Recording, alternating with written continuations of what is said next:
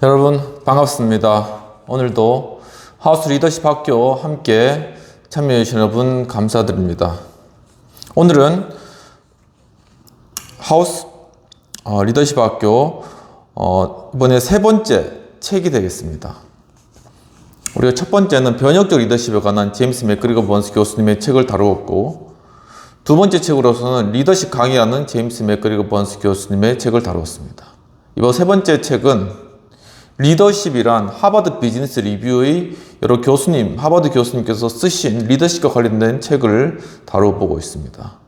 그 중에서 오늘은 제3장 관리자와 리더의 차이라는 그러한 논문과 관련하여서 두 번째 시간 아브라함 잘레즈닉 교수님의 책을 계속 이어서 다뤄보도록 하겠습니다. 관리자와 리더의 차이와 관련되어서 아브라함 잘레즈닉 교수님은 네 번째의 차이로서 자의식의 차이가 있다라고 이야기를 하고 있습니다. 자기에 대한 인식인 것이죠. 이 관리자, 리더의 차이로서 네 번째 자의식의 차이가 있다라고 이렇게 보고 계시는 것입니다. 윌리엄 제임스는 그의 저서 종교적 경험의 다양성, The Varieties of Religious Experience에서 사람의 본질적 성격을 1차적 유형과 2차적 유형으로 구분했다고 합니다. 1차적 유형의 성격이 있고 2차적 유형의 성격이 있다라는 것이죠. 전자의 사람들, 이 1차적 유형의 사람들은 삶이 순탄하고 굴곡도 거의 없는 그러한 반면에, 후자의 사람들은 2차적 유형의 성격의 사람들은 여유로운 삶을 영위하지 못한 그러한 삶을 살아왔다라고 이야기하고 있습니다. 이들에게 삶은 고난의 연속이며 1차적 유형의 사람들과는 달리 이들은 어떤 일이든 당연하게 받아들이지를 않는데, 이 윌리엄 제임스 이분의 의견에 따르면은 두 유형 간에는 가치관에서 차이가 있다라고 이야기하고 있습니다. 이 두 가지 유형 사이에서는 바로 가치관의 차이를 보이고 있다는 것이죠. 1차적 유형의 사람들에게서 자의식은 가정에서의 소속감과 환경과의 조화 속에서 나오는 것으로서 행동과 태도의 지침이 된다라고 이야기하고 있습니다. 그러니까 이분들에 있어서는 어떤 가족 그리고 환경과의 조화에서 가치관이 발생된다라는 것이죠. 이에 비해 2차적 유형의 사람들이 가진 자의식은 깊은 어떤 괴리감, 좀 왜곡된 그런 부분들이 발생할 수 있겠는데, 이런 괴리감에서 나온다라고 이야기하고 있습니다. 이와 관련하여서 관리자와 리더들이 경력 개발에 있어서 소속감이나 괴리감은 서로 다른 중요한 역할들을 하게 한다라고 보고 있는 것이죠. 어느 것이 부정적이고 어떤 것이 긍정적이다라는 측면보다는 이 소속감이라는 부분과 이 괴리감이라는 부분이 관리자와 리더에 있어서 각각의 독특한 어떤 영향력을 행사한다라는 것입니다.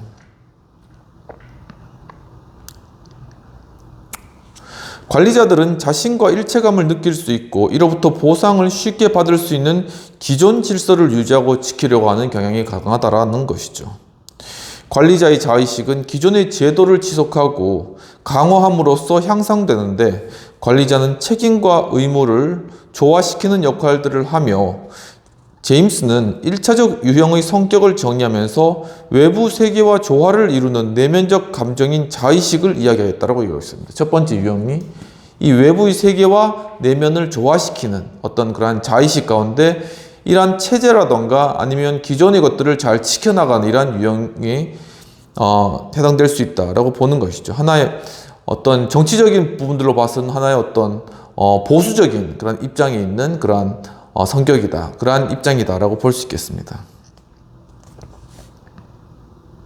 리더는 반면에 대체로 2차적 유형의 성격으로 환경과 괴리된 느낌을 갖는 사람들이 많다는 것이죠. 그러니까 내 자의식과 내 환경과는 괴리되어 있기 때문에 뭔가 변화를 통해서 이 환경을 바꾸어 나가야 된다, 이런 생각을 가진 사람들이 많다는 것입니다. 약간 진보적인 생각을 가진 그런 사람들이 많은 것이죠. 그들은 조직 내에서 일을 하지만 감정상 결코 조직에 완전히 소속되어 있지 않고, 또한 다른 조직 구성원들이나 상대방의 업무 역할, 사회적 지표에도 또한 쉽게 의존하지 않는다는 것입니다. 사람들을 보는 시각에 그렇게 의존하지 않는 그러한 성격이라는 것이죠. 리더의 정체성에 대한 인식을 통하여 왜 어떤 사람들은 변화의 기회를 찾는가라는 설명할 수 있는 이론적 근거를 알 수가 있다라고 보셨습니다. 변화를 일으키는 방법에는 기술적, 정치적, 이념적 방법들이 있으나 결국 인간관계, 그리고 경제적 관계, 그리고 정치적 관계를 변화시키려 한다는 점에서 모두 동일한 목적을 가진다는 것입니다. 리더들이 이러한 목적을 가지고 행한다는 것이죠. 리더십을 개발하기 위해서는 다음과 같은 두 가지 상이한 경로를 검토해야 된다는 것입니다. 즉, 이 리더십의 개발을 위해서 거쳐야 될 경로에 대해서 이야기를 하는 것입니다. 첫 번째는 사회화를 통한 개발입니다.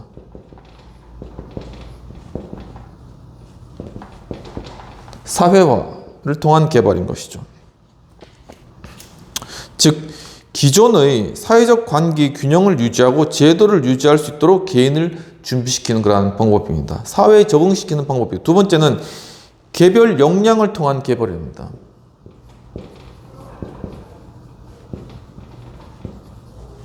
이 개별 역량을 통해서 리더십을 개발시키는 방법인데, 심리적이고 사회적인 변화를 위해 개인을 분발하게, 모티베이션하게 만드는 방법인 것이죠.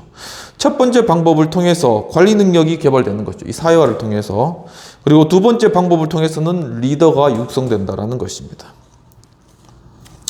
그러면 다음 소제목으로 넘어가서 위대한 리더 뒤에는 더 위대한 스승이 있다라는 제목으로 내용들을 다뤄보도록 하겠습니다. 모든 사람의 인성 개발은 가정에서 시작되는데, 모든 사람은 부모와 이별하기 마련이고 이별에 따르는 고통을 경험하게 되며 자기 통제에 대한 어려움에 직면하게 된다라고 이야기하고 있습니다. 그러나 어떤 사람은 행복한 어린 시절을 보낸 덕분에 적절한 보상과 충분한 기회를 경험했기 때문에 더 이상 보상의 대체물을 찾아 노력할 필요가 없을 수도 있는 좋은 유복한 환경에서 자라난 사람들은 이러한 충분한 보상을 받았기 때문에 더 이상 그것을 채우기 위해서 노력할 필요가 없는 그런 사람도 있다는 것입니다. 이런 1차적 유형의 사람들, 바로 이런 1차적 유형의 사람들은 부모와의 일체감을 갖고 있고 자신이 원하는 것과 실제로 자신이 할 수 있는 것 사이에 적당한 조화를 추구하게 된다는 것이죠. 부모의 요구와 개인적 필요 때문에 정든 사람과 이별해야 하는 경우를 생각해 보면, 고통이 자식과 부모, 기타 권위 있는 사람들과의 유대관계를 붕괴시킬 정도인 경우에 일부 특정한 성격의 사람은 외부 세계보다 자신의 내부 세계에 몰입하게 된다는 것이죠. 그러니까 외부 세계와 조화를 이루기보다는 자기 내부의 세계에서 이러한 문제들을 가지고 씨름하고 문제를 해결하고자 한다는 것입니다. 이런 사람들에게 자신의 가치가 더 이상 어떤 소속감이라든가 아니면 현실적인 보상에 달려있지 않은 것이죠. 이 사람은 자신의 내면을 실현하는 것이 목표가 되는 것인 하나의 리더의 특징인 것입니다. 일의 성과나 업적에 대한 기대, 그리고 위대한 일에 대한 욕구로 자기 자신에 대한 신뢰를 구축한다. 그러니까 어떤 것들을 추구해 나가고 그것을 성취해 나감으로써 자기 스스로에 대한 만족감을 찾는다는 것이죠. 만약 개인의 능력이 보잘것없다면 자아인식, 셀프 퍼셉션의 자아인식은 의미가 없으며, 반면 개인이 재능을 가지고 있을지라도 성과가 있거나 결과가 좋으리라는 보장도 없고, 재능 이외의 요인이 성과에 영향을 주는 것처럼 개발에 있어서도 많은 요인들이 영향을 미치는데, 리더는 마치 예민한 감성 때문에 노이로제로 고통받는 예술가나 타고난 재능이 있는 사람과 비슷하다는 것이죠. 그러니까 예술가하고 비슷한 것이 하나의 리더십의 모습이다라는 것입니다. 그래서 굉장히 또 감정적인 부분들이 좀 크게 작용한다는 것입니다. 그들의 업무 능력은 단기간에 많은 변화를 경험하며 어떤 잠재적 리더들은 이런 과정에서 낙오하기도 한다는 것입니다. 굉장히 어떤 변화무쌍한 그러한 것이 리더의 모습이다라는 것이죠. 초기 소년기를 지나면서 관리자와 리더의 성향을 키우게 되는데 영향을 미치는 개발 형태는 특정 인과 관계를 형성하는 방법과 밀접한 그러한 관련이 있으며 관리자적 성향을 가진 사람은 여러 사람들과 적당히 분산된 유대관계를 가지게 되는 것이죠. 적당하게 사람들과 관계를 가지면서 조화를 이루는 그러한 식으로 관리자의 성격을 길러내간다는 것입니다. 하지만 리더의 성향을 가진 사람은 밀접한 1대1의 관계를 형성하기도 하고 이를 깨버리기도 한다. 그러니까 좀 리더의 성향이 있는 사람들은 1대1로 만나서 그 이야기하거나 거기서 자신을 표현하는 것을 더 익숙하게 생각한다라는 것이 이 책의 아브라함 잘레지니 교수님이 발견한 것이라는 것이죠. 여러분 한번 생각해 주세요. 여러분 삶 가운데 여러분들은 여러 사람과 적당한 관계를 맺는 것을 좋아하십니까? 아니면 1대1 관계로 깊이 맺는 것을 좋아하십니까? 이런 것에 따라서 좀 어떤 관리자의 성격이나 리더의 성격이냐 하는 것이 좀 드러나게 된다는 것입니다. 위대한 능력을 가진 사람들은 학창시절 평범한 학생이었던 경우가 많이 있는데 예를 들면 아인슈타인은 평범한 학급 성적 때문에 아무도 그의 위대한 업적을 미리 예견하지 못했다라는 것입니다. 평범하다는 것과 능력이 없다는 것은 전혀 이제 다른 것인데 평범하다고 생각되는 사람들은 그들의 일상적인 일에 대해 무관심하기 때문에 그렇게 보이는 경우가 많다는 것이죠. 그들은 자신의 추구한 어떤 자신 내면 세계이기 때문에 다른 일상적인 것에는 별로 관심을 가지지 없는 거예요. 그러니까 사람들로부터 그렇게 주목받을 일도 별로 없는 것이고요. 그들의 숨은 재능을 드러나게 하는 한 가지 방법은 위대한 스승이나 자신과 말이 통하는 사람과 깊은 유대를 맺는 것이라는 것이죠. 이러한 사람들, 정말 리더의 자질을 있거나 어떤 위대한 리더와 같은 사람들은 그를 개발시켜주는 그런 위대한 리더가, 위대한 스승이 그에게 있었다라는 것을 강조하는 것입니다. 재능 있는 사람들이 1대1 관계에서 자신의 필요로 하는 것을 찾을 수 있을지 어떨지는 그것을 키울 수 있는 스승의 능력에 달려 있는데 다행히도 서로 다른 세대의 사람들이 만나고 그 만남 안에서 스스로가 여러 선택들을 하게 되었을 때 우리는 리더의 개발 방법과 각 세대 간의 재능 있는 사람들이 어떻게 서로 영향을 끼치는지에 대해서 많은 것을 배우게 된다는 것이죠. 여러 세대가 있고 윗세대가 아랫세대를 가르치면서 그 가운데서 하나의 도제 제도인 것이죠. 리더십이 개발된다는 것이 마치 스타워즈의 제다이가 밑에 있는 제다이를 기른 것처럼 그렇게 리더를 길러낸다는 것입니다. 평범하게 보이는 사람일지라도 제대로 된 1대1 도제 관계를 형성하면 자신의 개발을 촉진할 수 있다는 것이죠. 개인이 그러한 관계에서 많은 것을 배울 수 있는 것은 자기 성찰이 기회가 되었던 인생 경험들과 깊은 관계가 있다는 것입니다. 이와 같이 1대1의 관계, 이 1대1의 관계를 잘 유지하고 거기서 바로 하나의 리더십을 개발해 나가는 것, 이것이 중요하다라는 것이죠. 이런 스승을 만나는 것이 중요하다라는 것을 이야기하고 있는 것입니다. 그 예로서 드와이트 아이젠하워 대통령이죠. 의 초대 군대 경력을 보면 장래 발전에 대한 아무런 희망도 발견할 수 없었는데 그의 사관학교 동기생 중에 일부가 제1차 세계대전 중 프랑스에서 실전 경험을 쌓고 있을 때 그는 단조롭고 안전한 후방에 묻혀 참을 수 없는 고통의 나날을 보냈다라고 그렇게 자기 회고록에 회고하였다고 합니다. 아이젠하워는 제1차 세계대전 직후 자신의 미래에 대해 다소 비판적이었던 한 청년 장교였는데 그래서 자신이 존경하던 폭스코너라는 그러한 장군 휘하에서 일하기 위해 파나마로 자신을 보내달라 이렇게 이제 요청을 했다고 합니다. 하지만 그런 것들이 다 거절당했다고 하네요. 이런 좌절은 당시에 그의 장남인 아이키라는 이름의 그 장남, 첫째 아들이 있었는데 독감에 걸려 세상을 떠났을 때 그의 가슴 속에 더 크게 사무치게 되었다라고 하고 있습니다. 그러니까 첫 아이를 잃은 그런 아픔이 아이젠하워 대통령이 마음가운데 있었던 것이죠.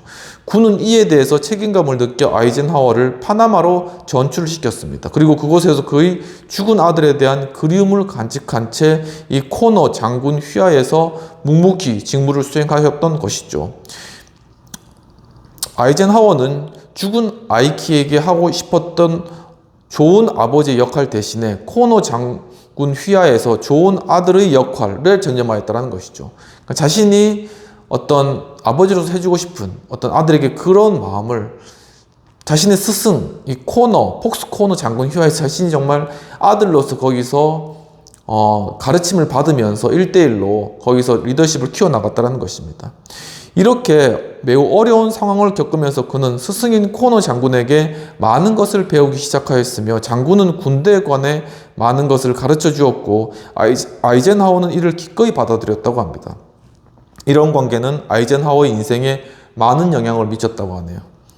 아이젠하워는 훗날 코너 장군과 보냈던 시기를 풍부한 지식과 경험을 갖춘 사람으로부터 영향을 받은 군사학과 인간관계에 대한 대학원과 같은 그러한 시기였다라고 그렇게 회상을 했다고 합니다. 나는 그분에게 어떠한 말로도 표현할 수 없을 만큼 감사하고 있다라고 그렇게 이야기를 하고 있다고 하네요. 일생 동안 많은 사람들과 교류했는데 그 중에서도 그는 내가 가장 큰 빚을 진 분이다라고 기술하였다고 합니다. 이처럼 아이젠하워에게는 1대1로 그를 양육해 줄 수 있는 코너 장군이 존재했다는 것입니다. 코너 장군과 함께 보낸 복무기간 중 아이젠하워에게는 커다란 발전의 기기가 생기가 되었는데 그것은 미국 내에서 가장 훌륭한 포트 레븐워스라는 그 장소에 있는 그 위치에 있는 지휘화 일반 참모학교에 다닐 수 있게 된 것이라고 하네요. 이는 군인들이 모두 선망하는 곳이었는데 아이젠하워는 이 기회를 잘 활용했고 그는 고등학교나 사관학교 때와는 달리 이 학교에서는 매우 우수한 그런 성적을 나타냈고 수석으로 거기서 졸업을 하게 되었다고 합니다. 이제 비평되는 그런 내용들을 살펴보도록 하겠습니다. 이 필자 아브라함 잘레지닉 교수님께서는 관리자와 리더의 성격을 1차적 유형과 2차적 유형으로 잘 나누어서 설명해 나가고 계신 것으로 보여집니다. 또한 자의식에 있어서의 차이점에 대해서 또 1차적 유형과 2차적 유형을 잘 나누어서 관리자 타입과 리더 타입을 잘 설명해 나가고 있었던 거죠. 그 성장 배경과 심리적 그런 배경들이 결국 영향을 끼친다. 그 자의식이 영향을 끼친다라는 것을 인과관계적으로 잘 설명해 주고 계신다고 보여집니다. 또한 아이젠하워 대통령의 배경에 대한 설명을 통해 스승의 중요성에서도 잘 주장하였고 또한 잘 보여주셨다고 보여집니다. 즉, 이 리더십으로 사람이 크는 거는 자기 혼자 크는 게 아니라 그를 끌어줄 수 있는 어떤 리더십, 그 위에 있는 스승이 필요하다는 것입니다. 그렇기 때문에 이러한 스승을 통해서 리더가 크는 것이고 결국 그가 큰 일을 하게 된다는 것이죠. 이러한 측면이 우리의 어떤 기업 현실이라든가 아니면 정치 현실 가운데서 과연 얼마나 이루어지고 있는지 한번 돌아볼 필요가 있는 것 같습니다. 그러면 토의되는 그러한 내용입니다. 리더십과 관련하여 우리 현실 속에서 성격적인 특성이 크게 작용한다고 생각하는지, 그렇다면 리더십 교육에 있어서 성격적인 부분과 관련된 보완책은 무엇인지라는 것입니다.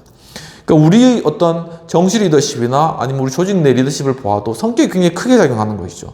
그래서 이 리더십이 감정적으로 굉장히 이렇게 좀 들쑥날쑥하면은 굉장히 밑에 있는 사람이 힘들어요, 사실은. 근데 관리직처럼 이렇게 좀 편안한 그런 스타일이면은 밑에 있는 사람들이 편안하게 쉴 수도 있고 좀 그런 어떤 관리자적인 리더십을 많이 원하는 것이죠. 바로 그런 리더십은 조직을 잘 운영해 나가고 조화시켜 나가는 데는 중요한 역할을 한다는 것이죠. 그런데 또한 조직 내에서 아니면 또 국가 어떤 정치 내에서 이렇게 어떤 변화하는 그러한 어떤 리더십이 또 나름대로 필요하다라는 것입니다. 그러니까 변화를 이끌고 또 감정적인 좀 기복이 좀 심한 그런 스타일 있잖아요. 그런 스타일은 하나의 창의성과 어떤 상상력을 불러일으키기 때문에 조직을 변화시키는 그런 상황 가운데 리더십이 역할을 할 수 있다는 것입니다. 지금 이러한 상황들과 우리가 관련되면서 우리가 지금 대선이 끝나고 우리가 정치적 상황들 가운데 이제 새로운 대통령이 또 선출되었는데 이러한 상황 가운데 상당히 지금 이 나라가 이러한 변화의 그러한 시기를 겪게 되지 않을까라는 그런 좀 생각이 드는 것입니다. 상당히 이렇게 감정적인 어떤 기복이라든가 변화에 대한 어떤 그러한 것들이 굉장히 큰 그러한 스타일이 아닌가라는 생각이 들고 이제 우리나라가 이제는 어떤 강력한 어떤 파워를 지닌 이제 그러한 어떤 리더십에 따라서 굉장히 이 정말 이 감정의 기복에 따라서 이렇게 출렁출렁거리는 이러한 배를 타고 이제 앞으로 가지 않을까. 그러니까 하나의 엄청난 변화를 지금 예견하고 있는 그런 시점이 아닌가라는 생각이 듭니다. 이때 이제 균형을 잘 잡아야 되죠, 이제는. 그러니까 이런 진보적인 리더가 있나 하면 보수적인 관리자적인 그런 리더가 또한 있어서 그 균형을 잘 잡아 나가면서 대한민국이 이 침몰하지 않도록 그 균형 역할을 그러니까 균형 역할을 잡는 것을 잘해야 된다는 것입니다. 그러니까 이 역할을 이제는 정말 잘해야 된다는 거죠. 그러니까 한쪽에서 기울면은 재빨리 이쪽 양쪽에서 이렇게 한쪽을 기울여서 균형을 잡아줘야 된다는 거예요. 이 역할들을 이제는 보수가, 그러니까 관리자적인 리더십을 가진 보수적인 측면에서 일들을 수행해 나가야 된다는 것이죠. 그러니까 굉장히 많은 어떤 개혁과 변화가 필요한 그런 시기가 되어 있지 않나라는 그런 생각을 하게 되었고, 아무튼 우리의 리더십 교육에 있어서 이러한 것들에 대한 보완책은 바로 뭐냐면은, 이러한 리더십을 끌어줄 수 있는 그러한 어떤 아이젠하워에게 있어서 이 폭스코너 장군과 같은 그러한 위에서 끌어줄 수 있는 그러한 스승과 같은 사람이 리더십으로서 필요하다라는 것입니다. 지금 우리 상황을 보니까는 그런 사람이 없어요. 위에서 스승과 같이 끌어주면서 잘 이끌 수 있는, 이 젊은이들을 잘 이끌고 나갈 수 있는 그러한 스승과 같은 사람이 없다라는 것입니다. 각기 자기 의견에 따라서 그냥 주장하고 나가니까 이게 막 출렁출렁 하면서 이게 정말 물에 빠질 것 같은 그런 상황인 거예요. 그러니까 누군가가 정말 탁월한 그런 어떤 스승이 끌어줄 수 있는 어떤 그러한 부분들이 필요하지 않을까. 우리 조직 내에서도 마찬가지고. 그래서 정말 이 리더십을 리더십답게 키워낼 수 있는 그러한 분위기들이 우리에게 절실히 필요하다라는 그런 생각들이 많이 드는 그러한 상황이 아닐까라는 그런 생각을 하게 됩니다. 여러분도 어떻게 생각하시는지 한번 고민해보고 생각해봤으면 좋겠습니다. 그럼 첫 번째 부분 넘어가고 두 번째로 리더십에 관련되어서 좀 성공한 그러한 기업들과 관련된 그러한 내용들을 또한 살펴보도록 하겠습니다.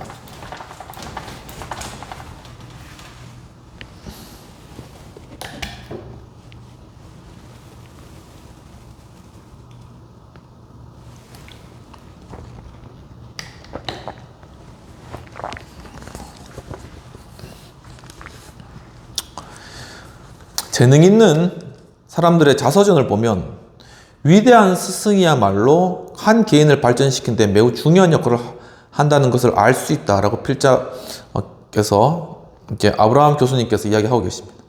앤드류 카네기 역시 그의 상사인 토머스 스코트라는 분이 있었다는 것이죠. 거기에 큰 영향을 받았다고 기술하고 있습니다. 펜실베니아 철도회사 펜실베니아 레일로드의 서부지역 책임자였던 스코트는 카네기라는 무명의 젊은 전기기술자의 재능과 배움에 대한 열정을 높이 샀다고 합니다. 그래서 스코트는 카네기에 대해 개인적 관심을 표명하였고 그의 책임감을 북돋우고 배움의 기회를 제공했고 그의 자신감과 성취감을 고취시켰다고 합니다. 굉장히 모티베이션한 그러한 영향을 끼친 것이죠. 스코트 역시 강한 개성을 지녔고 성과도 두드러진 그러한 사람이었기 때문에 카네기의 공격적인 개성을 두려워하지 않았고 오히려 그는 카네기의 독창성을 살려주기 위해서 노력했다고 합니다. 그러니까 역시 그 제자의 그 스승인 것이죠. 위대한 스승은 자신이 찾아낸 제자의 재능을 개발하기 위해 위험을 감수하고 또한 때로는 모험을 하게 되는데 이들은 젊은 제자들과 밀접한 관계를 맺고 또한 정신적으로 많은 조언들을 하며 이러한 모험이 항상 성공하는 것은 아니지만 스승의 그러한 도전이 리더의 개발에 결정적인 역할을 한다라고 이야기하고 있습니다. 이와 같이 리더십을 기를 수 있는 그런 어떤 스승과 제자의 그러한 관계들이 만들어지는 어떤 그런 학교, 리더십 학교가 있었으면 참 좋겠다는 그런 생각이 들고 있습니다. 정말 그러한 학교들을 통하여서 그러한 어떤 도제 관계를 통하여서 정말 리더십을 길러내는 참 우리가 이런 부분들이 필요한 것 같아요. 정치적인 부분에 있어서도 정치적인 어떤 리더십들 있잖아요. 어떤 고참들 이러한 부분이 정말 한 명씩 붙잡고 신인 정치인들 한 명씩 붙잡고 리더십 교육을 시키는 거예요. 뭐 돌아가면서 하든지 로테이를 하든지. 그래서 정말 이 리더들이 정말 그 젊음과 어떤 열정을 물론 공격적인 성향이 있지만 그것들을 인내하면서 받아주면서 이들을 키워낼 수 있는 그러한 좀 스테이블한 어떤 리더십 학교 아니면 정치학교 이러한 부분들이 이루어져야 되지 않을까. 맨투맨식으로. 저도 이제 학교 다닐 때 이렇게 저는 선교단체에서 이제 좀 훈련을 받았는데 이 맨투맨이 있거든요. 1대1로 만나서 이제 뭐 성경에 대해서 가르쳐 주고 이제 배우고 이런 같이 전도도 하고 이러한 관계가 있는데 이런 것처럼 이 정치 영역에 있어서도 정말 한 스승이 한 제자를 데리고 맨투맨으로 이를 정말 제다의 기사와 같이 길러내는 거예요. 그래서 함께 정치 어떤 발표라든가 정견 발표라든가 아니면은 다양한 어떤 지역구로 가서 같이 그런 것들을 행해 나가는 거. 물론 그런 게 존재한다. 지역구 국회의원 같은 경우에 지역구 시의회 의원과 함께 이런 일들을 해 나가는 것이죠. 정말 이런 것들이 정말 하나의 맨투맨으로 이루어지는 어떤 이러한 모습들이 지금 필요하지 않을까라는 그런 생각을 이번에 선거나 이런 여러 가지 것들을 보면서 좀 많이 느껴지는 것 같습니다. 여하튼 바로 이러한 것이 필요하다라는 부분들이 많이 이 아브라함 잘레지니 교수님께서 제시하고 제안하고 있는 그런 부분들이라는 것이죠. 그러면 또 다음 소제목으로 넘어가서 리더십 개발에 성공한 기업들의 그러한 예들을 살펴보도록 하겠습니다. 미국 문화에서 학습과 개발에 대한 하나의 믿음이 존재하며 이는 기업 내에서 두드러지게 나타나는데 그 믿음은 동료에게 배우는 것이 가장 효율적이다라는 그런 믿음이 있습니다. 동료 간에는 서로 상하 간의 구분이 없고 또한 권위주의적 행동도 거의 없기 때문에 상호 간의 평가와 또한 목표에 대해서 그다지 위협을 느끼지 않기 때문에 안전한 그러한 상황 가운데서 서로 건전한 비판을 통해 성장할 수 있는 것이죠. 조직 내 동료 집단의 훈련은 여러 형태로 나타나는데 예를 들어 영업, 생산, 연구, 재무 등 여러 관련 부서들의 동료들로 구성된 태스크포스 팀이 있다면은 각자 전문 영역이 다르기 때문에 여기서 각 구성원들이 서로의 의견을 자유롭게 주장할 수가 있고 서로의 아이디어를 쉽게 교환할 수 있을 것이죠. 상대방의 비판이나 타인의 견해에 대해서도 보다 객관적으로 볼 수 있으며 자유롭게 상호 영향을 미치게 되는데 그 결과 상호학습이 가능하다. 이 TF를 잘 활용하는 것도 하나의 중요한 방법이다라는 것입니다. 동료 집단 훈련이 또 다른 예는 네덜란드의 필립스와 같은 대기업에서 찾을 수 있는데 필립스는 회사의 상업적 목표와 기술적 목표를 대표하는 두 동료의 공동 책임 원칙하에 업무를 수행한다는 것이 이 필립스의 좀 특징적인 그런 것입니다. 공식적으로 두 사람은 지역적 업무나 생산에 있어서 동등한 책임을 지는데 물론 실제로 두 사람 중 어느 한 사람이 관리적인 측면에서 지배적인 위치에 있을 수가 있으며 또한 그럼에도 불구하고 두 동료들 사이에 중요한 상호작용이 이루어진다는 거예요. 두 사람이 공동 책임을 지고 모든 일을 행해나가는 이러한 스타일을 취한다는 것이죠. 이 제도에 대해 몇 가지 의문을 제기할 수 있는데 먼저 이 제도를 취한 조직이 계속적으로 관리지향적일 수 있느냐의 문제와 이 제도가 상사와 잠재적 리더 사이의 1대1 관계의 형성을 억제하지 않겠느냐라는 그런 문제 있습니다. 보통 이제 상사하고 밑에 있는 부하 직원이 1대1로 서로 일하면서 또 배워나가는 것이죠. 근데 이제 동료 간에 1대1로 붙여놓으면 이것이 제대로 이루어지겠느냐라는 그러한 문제입니다.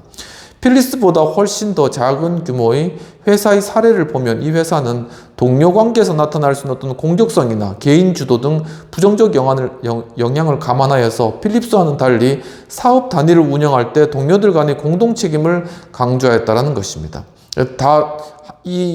이 사업을 운영하는데 동료들이 공동 책임져라 이렇게 이제 정책을 썼는데 이 회사는 동료들 간의 경쟁과 라이벌 의식을 부추겼고 궁극적으로 더 많은 책임을 지게 되는 선두주자에게 보상을 하는 방법을 이제 성과주의를 택한 것이죠. 이러한 제도는 라이벌 의식이 너무 조장되는 뜻밖의 결과를 낳았으며 라이벌 의식을 쉽게 억제할 수 있는 방안은 없었으며 결국 업무에 영향을 미쳐서 파벌이 형성되고 음모가 난무하게 되는 그러한 것들. 성과 제도를 잘못 운영하게 되면은 이러한 부작용이 발생할 수 있다는 것입니다.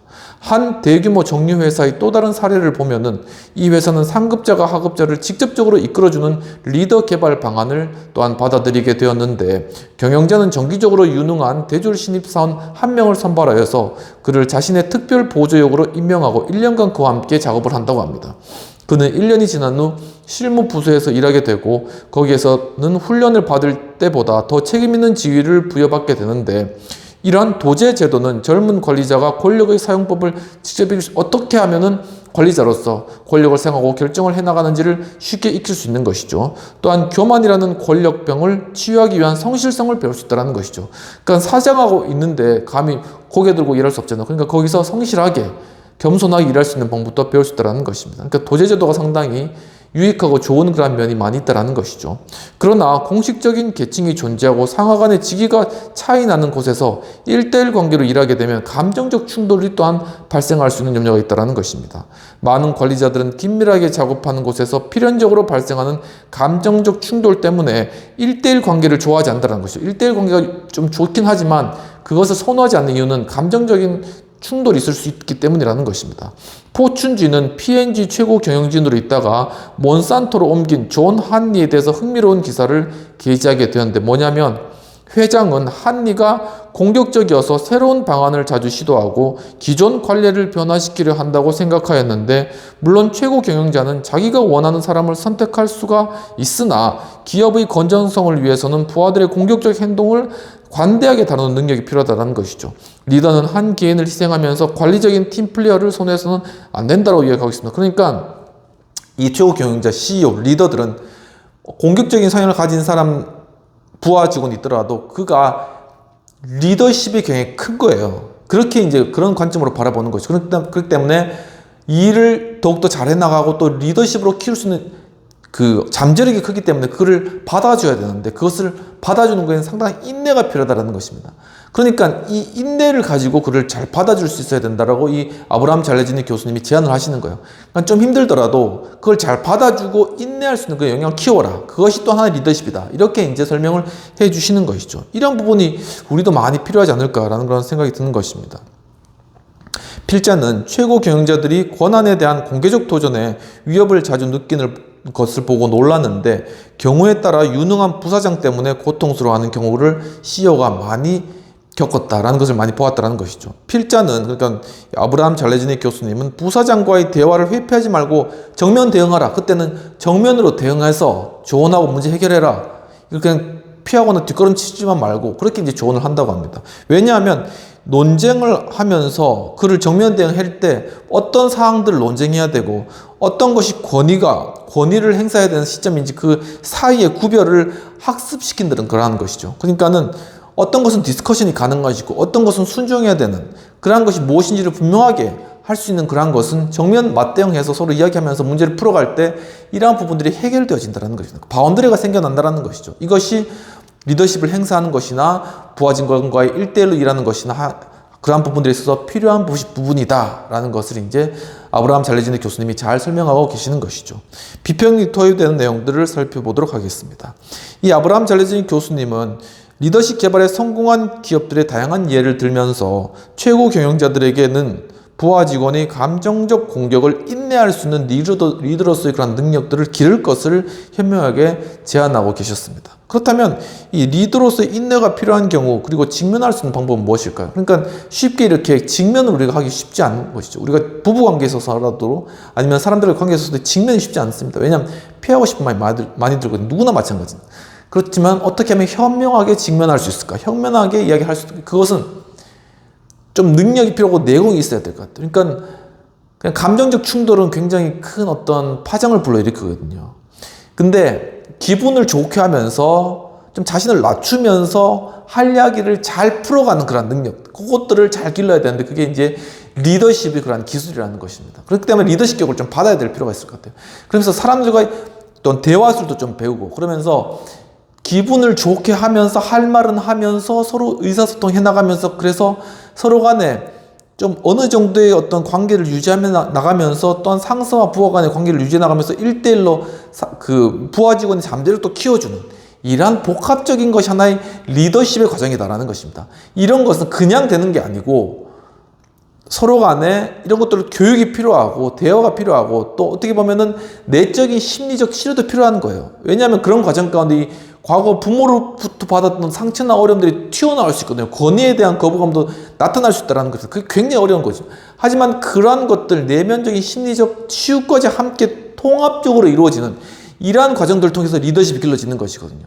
그러니까 이런 것들을 어떻게 하면 잘 해나갈 것인가. 심리적인 측면, 관계적인 측면, 사회적인 측면과 여러 다양한 지식적인 측면, 경영적인 측면들이 통합적으로 이루어지는 이런 통합적인 것들. 이러한 것들이 바로 리더십 영역, 이런 부분들을 위해서는 상당한 공부나 교육이 필요하다라는 그런 부분들을 한 번 더 생각해 볼 부분이고요. 여러분도 한번 이런 것도 어떻게 해결할 수 있는지에 대한 부분들을 한번 생각해 보면 좋겠다라는 것이 되겠습니다.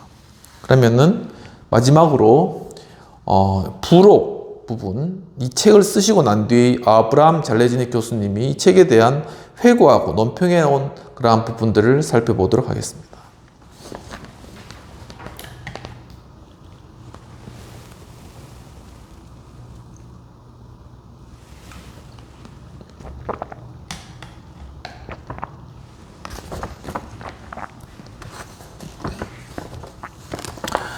회고 논평 부분들입니다. 카터 대통령 재임 시 예산국장이었던 버트 랜스라는 분은 부서지지 않으면 고치지 말라고 했더라고 합니다. 이 관리적인 측면이죠. 그러니까 부서질 때까지 기다렸다가 정말 부서지고 못 쓰게 되면 그때 갈아라. 이게 관리적인 측면이라는 것입니다. 이는 관리자들의 사고방식을 잘 나타내주고 있으며 리더는 이와는 달리 부서지지 않을 때가 고칠 수 있는 유일한 시간이다라는 것이죠. 그러니까 긴급성을 가지고 문제는 바로 뛰어들어서 그 문제를 해결하는 것이 바로 리더십의 모습이라는 것입니다. 그만큼 그 리더 안에는 열정과 어떤 것을 행해 나갈 것에 대한 의욕이 있는 것이죠. 오늘날의 시장 환경 놀이에게 과거의 성공 체험이 현재의 실패 원인이 될 수도 있다는 걸 가르쳐 주고 있다는 것이죠. 그러니까 과거에는 부서질 때까지 기다리다가 그것을 이제 고치는 것이 하나의 방법이었는데, 그렇게 하다가 현재의 빠른 그런 어떤 경제 활동이나 어떤 그런 스피드는 따라가지 못한다는 것입니다. 과거에 이루었던 성공의 경험에 사로잡혀 결국은 실패한 미국 자동차 산업의 사례가 자주 언급되고 있는데, 미국의 다른 산업의 관리자들과 마찬가지로 자동차 산업의 최고 경영자들은 관리 방법에 만성적인 결함이 있음에도 불구하고 과거의 성공 체험이 기업을 잘못 인도할 수도 있다는 사실을 이해하지 못했다는 것이죠. 과거에 그렇게 했기 때문에, 과거에 이렇게 잘했어, 그대로 사습하면 돼, 이것은 결코 옳지가 않은 그러한 말이라는 것입니다. 이러한 마인드가 바로 관리자적인 마인드인데, 이제는 관리자적인 마인드에서 리더십적인 마인드로 바꿔야 될 필요성이 있다는 것이죠. 기업을 변화시키고 개혁하기 위해서는 그러한 마인드의 변화가 필요하다는 것입니다. 과거에 성공적이었던 방법들이 앞으로 계속 성공을 보장할 수 있을 것이라는 잘못된 믿음 때문에 지난 10여 년간 미국은 그들 최대의 수출 산업에서 실패를 거듭했으며, 우리는 노하우라고 불리는 전문 기술이 줄어드는 냉혹한 현실 앞에 있다라고 그렇게 진단을 하고 계십니다. 가장 비참한 일은 우리의 자손은 우리가 힘들게 이루어놓은 현재의 생활 수준을 유지할 수 없을지도 모른다라는 것이죠. 이러한 생각들이 기성세대 가운데 지배적으로 자리 잡고 있었다라는 것입니다. 훌륭한 조직 속의 평범한 사람들은 평범한 조직 속의 훌륭한 사람보다 업무 수행이 좀 더 나을 수 있는가라는 그런 질문을 던지고 있는 것이죠. 관리 비법을 신뢰하는 사람에게 있어서 조직 구조는 한 개인의 재능보다 훨씬 중요하게 여겨지는데, 그러니까 중요한 건 뭐냐면 이 관리자적인 측면에서는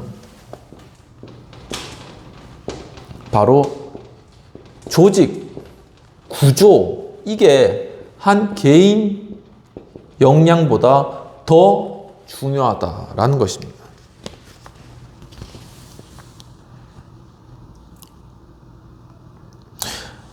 관리자들은 회사에 혼란을 야기할지도 모르는 그런 재능을 선택하기보다는 자신이 이해하고 통제할 수 있는 변수들만을 중요하게 생각한다는 것이죠. 일단 혼란스러운 건 일단 싫은 거예요.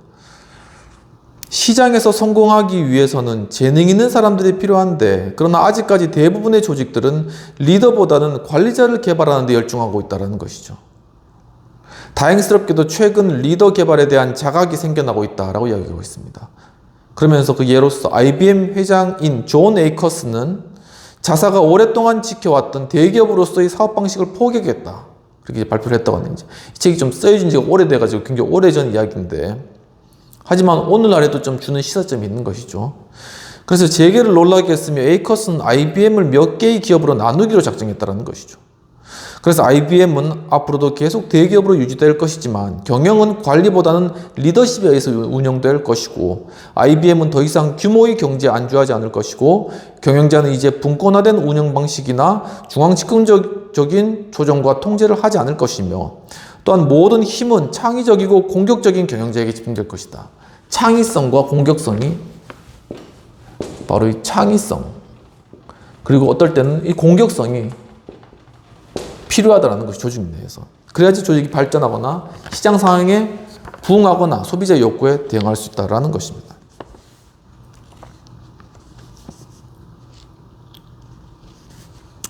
그래서 다른 기업들도 이런 방식을 따른다면 미국 기업은 재충전될 수가 있고 경쟁력은 만회될 수가 있게 될 것인데, 그러나 미국 기업이 계속 전문적 관리자에게 맡겨진다면 침체되고 말 것이다 라는 것이죠. 관리만 잘해가지고는 기업이 결코 성공할 수가 없다는 것을 얘기하고 있는 것입니다. 관리자와 리더의 차이, 매니저 앤드 리더스가 맨 처음 발표될 무렵에 전략은 관리 방법에서 확실한 위치를 차지하고 있다는 것이죠. 어떤 것을 전략 세우고 그것을 시스템에 따라서 해나가는 것들. 기업의 모든 활동은 전략과 연계되어 있다는 것입니다. 예를 들어 제품의 시장 포지셔닝을 설정하는 방법이나 관리자 보상 방법에 이르기까지 모든 문제의 해결은 전략과 연결되어 있었으며 기업은 많은 마케팅 전략, 종업원 개발 전략, 관리자 개발 전략 등을 사용하였고 전략이 기업 목표를 수립하기 위한 개념적 수단으로서 경영 정책을 대체했다는 것이죠. 그러니까 경영 정책, 경영에 나갈 방향 그런 것보다는 이 전략 마케팅 있잖아요. 기업 전략 수립 이런 것들이 이제 뭐 베인 앤 컴퍼니라든가 맥켄지 이런 데서 이제 이 전략 컨설팅을 많이 하는 것이죠. 이것이 이제 화랑을 잃었다는 것입니다. 그러나 조직들은 대개 전략에 절대적으로 의존하면서 결과에 대해서는 많은 관심을 두지 않는다는 것이죠. 전략은 산업조직론이라는 경제학의 한 분야에서 파생된 것이며 경쟁 모델을 수립하고 분석적 기법을 통해 경쟁 시장에서 제품 포지셔닝을 시도하며 이러한 제품 포지셔닝의 결함이 기업의 방향과 목표를 결정하는데 1980년대 산업조직이 널리 확산되면서 경영 컨설턴트들이 증가했죠. 그래서 이제 우리 대학 졸업 때도 이제 맥킨지 나왔던 아니면은 베인 앤 컴퍼니 와가지고 막 맛있는 뷔페 쫙 깔아놓고 거기서 이제 선배들 이야기하면서 막 그렇게 전략 컨설팅 들어오면은 잘 될 수 있다. 정말 그렇게 이제 많이 이제 이야기했던 게 기억납니다. 거기 들어가면 굉장히 성공한 것으로 인식되는 것이죠. 미국의 경제의 낮은 성과에도 불구하고 관리 비법에 대한 믿음이 강화되었다는 것이죠. 지난 10에서 15년에 걸쳐 로터스 123 프로그램은 관리면에서 가장 큰 영향력을 미쳤는데 이 인기 있는 프로그램이 신속하고 반복적인 스프레드시트 작업을 가능하게 하고 전략적 기획을 수립하기 위한 양식과 언어를 제공하였다는 것입니다. 이를 통해 누구나 특정 상황에 쉽게 대처할 수 있게 되었는데 이제 컴퓨터와 이 소프트웨어를 사용할 수 있는 사람은 누구나 전략가가 될 수 있게 되었고 그러나 모든 사람들이 전략가가 될 수는 있지만 창조자적 지위를 유지할 수는 없다라는 것이죠. 이 창조는 이런 전략이나 아니면 컴퓨터 프로그램이나 이런 것들로부터 나올 수 있는 것이 아니거든요.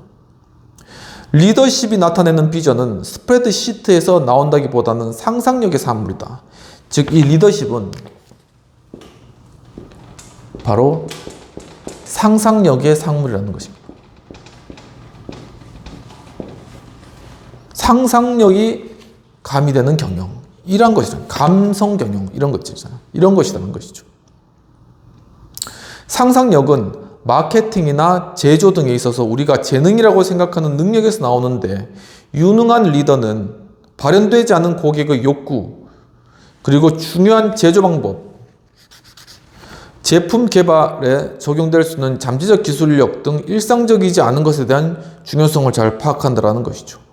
그러니까 정말 고객이 무엇을 원하느냐, 정말 제품을 어떻게 하면 잘 만들까, 그리고 정말 여기에 잠재적인 기술력이 무엇이 있을까 하는 것은 단순한 이런 스프레드시트에 따른 관리자적인 개념에서 전략적인 개념에서 나오는 것이 아니라 하나의 상상력을 통하여서 리더십을 통하여서 나타난다는 사실입니다.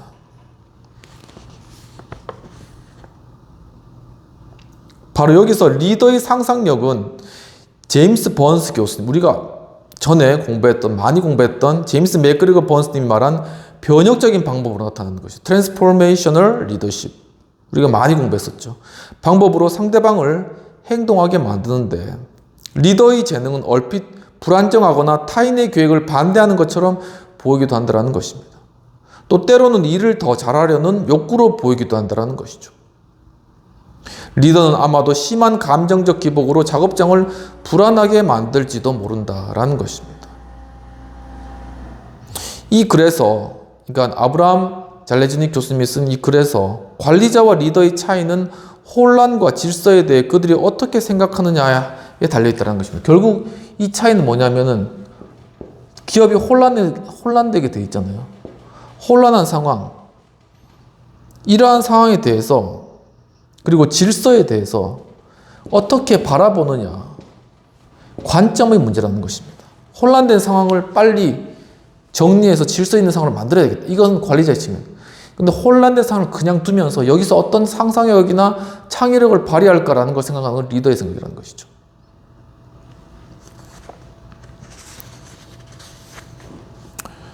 리더는 중요한 문제라면 당장 해결하여 혼란이나 구조결함을 무마시키려고 하지 않는다는 것입니다. 오히려 해결을 유보한 채 혼란과 구조결함을 감수할 수도 있다라는 그런 입장을 취한다는 것이죠. 반면에 관리자들은 질서와 통제를 추구하기 때문에 잠재적 중요성을 파악하기 전이라도 무리하게 문제를 해결하려고 한다는 것입니다. 필자의 경험에 의하면 잠재적 혼란에 대한 불확실성이 문제를 야기하는 경우는 사실 드물며 잠재적 혼란에 질서를 부여하려는 움직임이 오히려 문제를 일으키는 것입니다.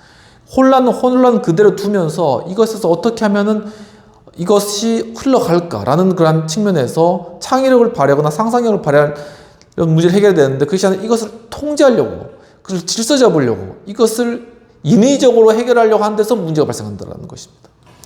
기업의 리더들은 관리자들보다 예술가나 과학자들, 철학자들과 공통점이 도리어 많은데 따라서 경영대학은 이러한 성향과 관심을 가진 보통 사람들을 리더로 개발하기 위한 교육과정 커리큘럼을 전략 논리나 실습보다는 창의력과 상상력을 발현할 수 있는 사고 실험에 집중해야 된다. 결국은 이 사고 실험,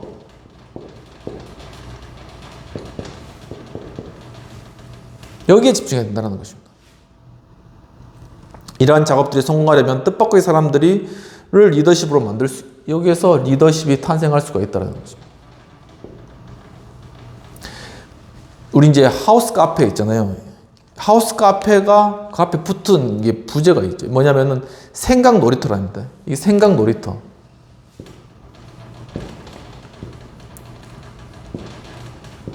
사고를 재미있게 해보자라는 것입니다. 그래서 하우스 카페가 생겨난 그런 목적이에요. 이게 생각 놀이터. 누가 물어보더라고. 이게 하우스 카페가 뭐냐?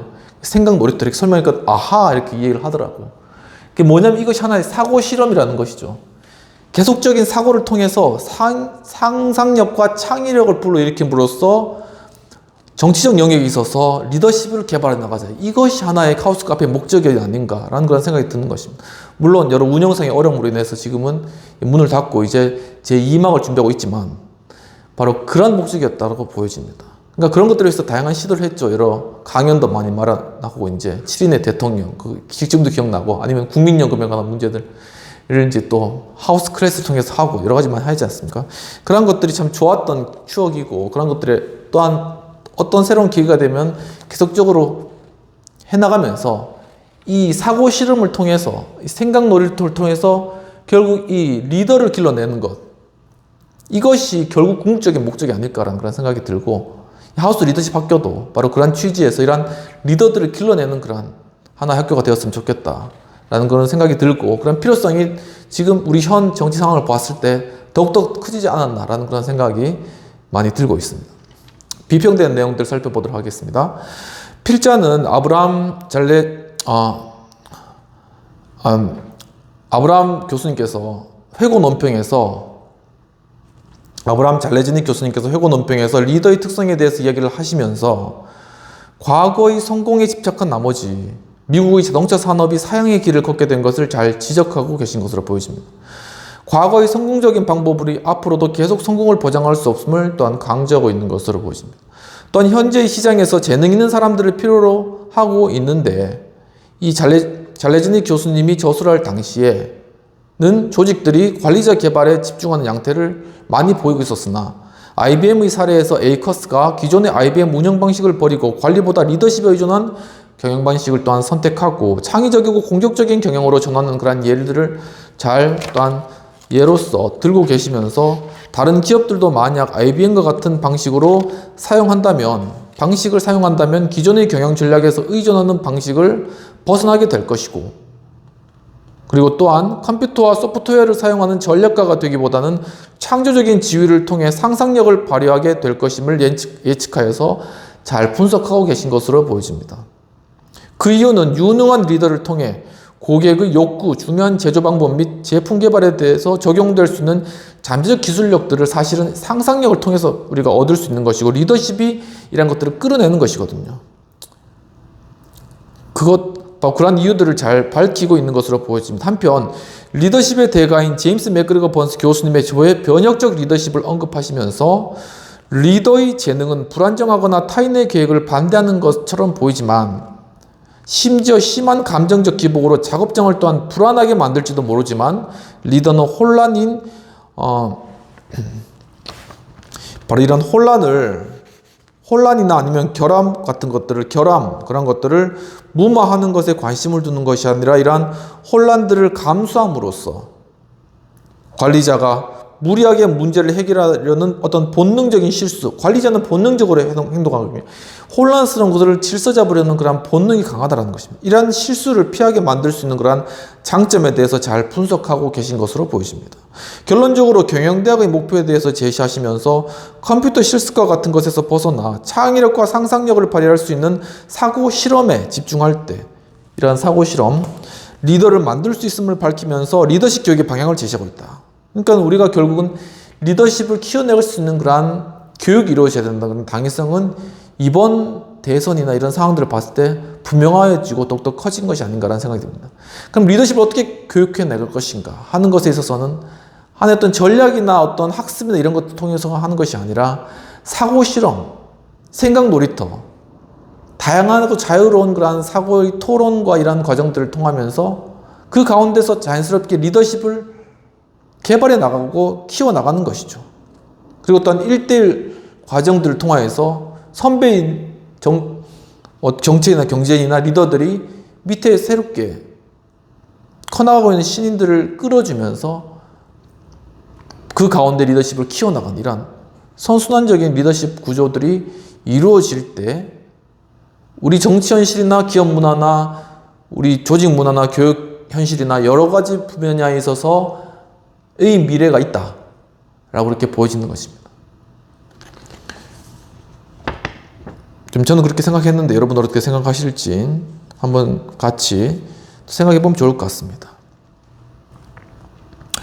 토론 그러한 주제입니다. 필자가 강조하였듯이 과거의 관리 중심 사고체계에서 벗어나 리더로서의 사고체계를 갖추기 위해 필요한 교육은 무엇인가? 아까 말씀드렸듯이 이런 사고 실험, 생각 놀이터, 하우스 카페와 같은 어떤 그러한 것이 필요하지 않을까. 그렇다면 필자가 제시한 사고 실험을 통해 리더십 교육을 위한 구체적인 방법이 있다면 하우스 카페 다시 열어가지고 이런 것들을 다시 하면 되겠네. 아니면 이게 하우스 리더십 학교를 통해서 여기에 참여하거나 이런 것들을 시청하면서 또 오프라인 교육을 통해서 계속 이렇게 토론 문화를 불러일으키면은 그 가운데 또 리더십이 키워지고 또 선배 리더가 1대1로 이렇게 도제 방식으로 이렇게 이 젊은 정치인이나 젊은 기업인이나 젊은 리더들을 키워내는 것이죠. 이러한 것들을 필요하다. 그리고 불안정한 상태를 통하여 창의력과 상상력을 이끌어내기 위한 하나의 조직 문화의 변화 방법이 있다면 무엇일까라는 것인데 이제는 우리가 4차 산업혁명 시대를 맞이하여서 급변하는 시대가 아닙니까? 이제 AI 시대이고 이러한 변화무쌍한 시대에는 과거의 어떤 관리 방식을 우리가 벗어나서 하나의 창의적이고 상상력이 가득한 그런 조직 문화로서 우리가 조직 문화를 이끌어가야 되고 혼란과 어떤 그러한 변화를 두려워하지 않고 그것을 진취적으로 나아가서 그것을 받아들이고 이것이 우리의 현실이라는 걸 받아들이고 그것을 어떻게 그럼 적극적으로 변화시켜 나갈까라는 그런 측면에서 리더십적인 관점으로 조직 문화를 바꾸어 나가야 된다는 것이죠. 계속적으로 리더십에 대한 교육도 받고 그런 것들을 토론 문화를 이루어가면서 이런 것들을 이루어가는 것. 우리 정치 현실 가운데 경제 현실 가운데 우리 모든 그런 상황들 가운데 지금 그리고 우리 정치 현실 자체가 이런 혼란스러운 마치 폭풍우 가운데 있는 그런 상황인 것입니다. 그런데 이것을 그냥 관리자와의 방식대로 그냥 질서 지우고 그냥 이것을 그냥 안정화시키고 그렇게 해나가려고만 하다 보면 아까 전에 다뤘듯이 우울을 범하게 되고 실수를 범하게 되고 그것이 더 큰 문제를 불러일으키게 된다는 것입니다. 그러니까 지금 있는 이러한 어떤 혼란이나 어떤 그런 무질서의 상태를 그대로 인식하고 그것이 과연 어디로 흘러갈 것인가 이 전체적인 세계의 변화에 따라서 그리고 어떤 시대를 거쳐오는 정치적인 흐름의 변화에 따라서 경제적인 흐름의 변화에 따라서 어떻게 변하게 될 것인가라는 것을 서로 간에 토의하고 그것을 함께 디스커션하고 그것을 인식해 나가고 하는 공감대 가운데 이 문제를 해결할 수 있는 그런 방향이 보여진다는 것입니다. 그것이 하나의 리더십의 과정이고 바로 그러한 과정들을 우리가 이제는 맞이해야 될 그리고 우리가 변화돼야 될 그러한 시점이 되었지 않았나 하는 그런 생각을 하게 되면서 이 리더십 이란 부분에 대한 중요성을 다시 한 번 더 인식하게 되는 그런 것 같습니다. 지금도 또 이렇게 많은 그런 변화의 상황이 있는데 또 여러분들도 그런 상황 가운데 어떻게 보면 실망하거나 아니면은 또 다르게 여러 가지 생각이 많이 들 수가 있습니다. 하지만 이러한 상황들이 하나의 변화되는 상황들을 우리가 마음 가운데 긍정적으로 받아들이고 그런 것들을 어떻게 하면 우리가 균형을 잡아가면서 이 가운데서 이것도 적극적으로 변화해 나갈 것인가, 또 리더십적인 측면에서 위기를 어떻게 우리가 이겨낼 것인가, 이런 부분들을 우리가 함께 또 생각해 보면서 한다면 이것이 하나의 계기가 또한 하나의 말 그대로 퀀텀 점프잖아요. 양자 도약, 이 양자역학에서 이런 것처럼 하나의 도약할 수 있는 하나의 계기가 될 수 있지 않을까라는 그런 생각을 하면서 오늘 수업 마치도록 하겠습니다. 또 다음에 또 이제 제 다른 또 챕터로 또 넘어가게 되는데 계속적으로 좀 관심을 가지시고 참여해 주시고 또 좀 발전적인 방향으로 어떻게 우리가 이루어가야 될지 한번 생각해 보시면 좋을 것 같습니다. 장시간 또 함께 참여해주신 여러분 감사드립니다. 또 6월이 되었는데 호국 보훈의 달, 나라 사랑하는 마음으로 또 이 한 달 좀 유익하게 잘 보내시길 바랍니다. 감사합니다.